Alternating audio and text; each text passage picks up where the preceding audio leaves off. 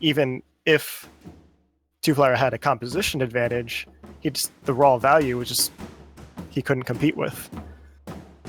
All right, well, with that, let's jump into the 6th replay we have for you guys today.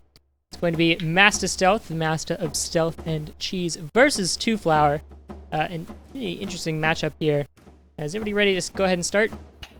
Yep, I'm ready. All right, this is going to be the second game of their best of 3 set. I'm going to go ahead and start the match in 3, 2, 1. Okay, TwoFlour to the southeast end of the map in red, Mastastealth to the west end of the map in yellow. And it is quite an interesting map. Yeah, it's something the devs might want to look at. This big tower to the east here. It's just completely inaccessible. A lot of area to the north as well, inaccessible as well. Mastastealth with one good safe expansion. It's a tower in and of itself. But other than that, he's going to have to push through a bunch of ruins, that ruined town, in order to take a second expansion. Whereas TwoFlour can afford to just kind of take that southern expansion and then expand to the middle whenever he wants. And then, of course, there's that island expansion up to the north there. See who ends up controlling that. Yeah, so Mastastealth definitely has a good natural expansion. That's definitely a good position. But he's going to have to expand fast out to the rest of the map and gain a hold over it, lest he gets blocked in a little bit by those center expansions that TwoFlour has at his disposal. Looks like TwoFlour has an owl. We haven't seen any owls yet. That should be interesting. Mastastealth has gone for 4 or 5 farm warrens, so a very aggressive squirrel forward play from Mastastealth, the Master of Cheese. We'll see how it works against TwoFlour, who went for a standard 7 farm build into lizards.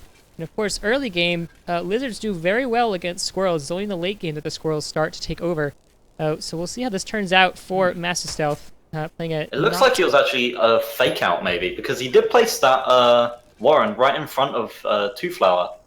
Right at the start of the match, which looked like a really aggressive warren, but he hasn't piled on any aggression after that. He's just gone and got a proxy base up to the north instead. And he knows that the early squirrels can't deal with those lizards. So that's interesting. I don't know what he's going to do with this, but TwoFlour doesn't know about that base to the north. Definitely Mastastealth pulling out the cheese once again for that proxy base in the north. So let's see if he builds any farms on it. Might build 1 or 2. Or no, he's just going to put a machine gun turret down there. I don't know if it's the best thing to do, because it's already a secret base. But we'll see. TwoFlour going ahead and building some ferrets, his first ferret warren. He's got 9 lizards going to be out, backed up by pigeons.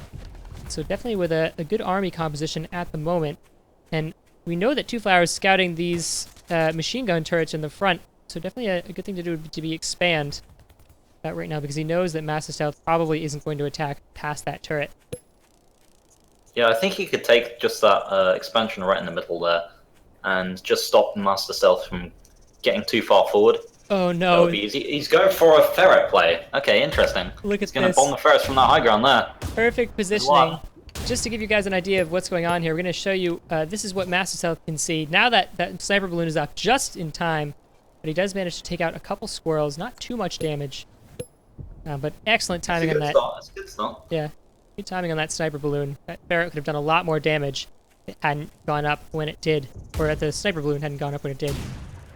Mastastealth's going to have to make the most out of his defenses here, because his army value is nothing in comparison. He's going to have to just play on the back foot, and he does force TwoFlour to leave.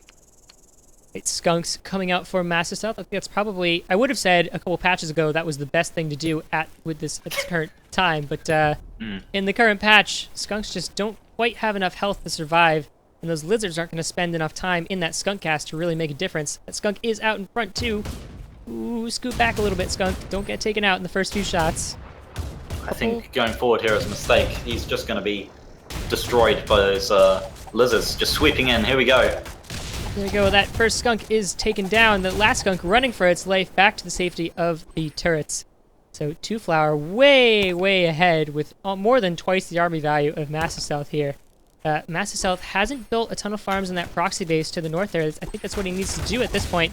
This is a better engagement for Mastastealth, but both of his turrets, both of his turrets getting taken down. Oh, bad news. Losing that sniper volley, and that's a lot of value that he lost there. He does manage to force TwoFlour out of there, but there's no way he can make a counterattack, and he lost so much value there. He really needs to get some sort of good economy going. It's just really a shame that he didn't manage to get a stronger economy going earlier on in the game. That could have gone in big advantage. I think he was just focusing a little bit too much on defense. Yeah, he can still do something here, though. He has some good Falcons here, which would definitely be good against those ferrets. Maybe he can maneuver them around those cliffs and take out the lizards. And here we go. Taking his army up onto the high ground again, getting those skunks down to get a bit more gas down, and that's actually a pretty good engagement for Mastastealth here. Those lizards being forced to stay in that skunk gas, but the pigeons keeping them alive. One skunk left is going to get taken out by that final ferret shot.